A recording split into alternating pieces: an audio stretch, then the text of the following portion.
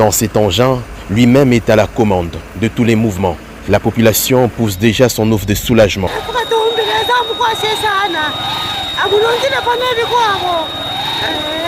Juste la volonté. Voilà finalement l'image que présente une bonne partie de la route pour l'intérêt de tous les Congolais. Vous savez, le gouvernement a oublié nos routes. Quand je suis venu ici, hier je fais pour 4 heures pour 10 km. Vous vous rendez compte, avec une Jeep, 4 heures pour 10 km. Et aussi les gens qui vont en moto, parce que j'ai essayé aussi avec la moto, c'est difficile. Il vaut mieux marcher à pied sur des routes pareilles, parce que ce n'est plus possible.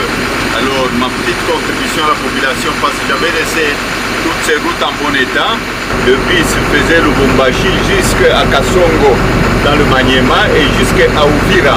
C'est des routes qui étaient très praticables de Lubumbashi à Puerto pendant la saison sèche, c'était 5 heures de route et pendant la saison de pluie, pendant 7 heures de route. Mais aujourd'hui, pour aller à Puerto, et si vous avez la chance d'y arriver, même avec une Jeep, vous faites 10 jours de route. Donc l'État a oublié la population congolaise. Il ne suffit pas de faire des discours et de faire de beaux discours. Non, il faut travailler. Le social va mal. Il n'y a plus de route, il n'y a plus d'infrastructure, il n'y a rien qui marche. Ce 20 mai est une date historique pour Katumbi. Le 20 mai est une date historique pour moi. J'étais parti en exil parce que j'étais en train de combattre le changement de la Constitution. Dieu merci, je voudrais sincèrement dire merci à la population congolaise qui m'avait soutenu et nous devons être très vigilants. Je suis allé en exil, c'est parce que je voulais l'unité du pays. Et cette constitution a été votée à 86%.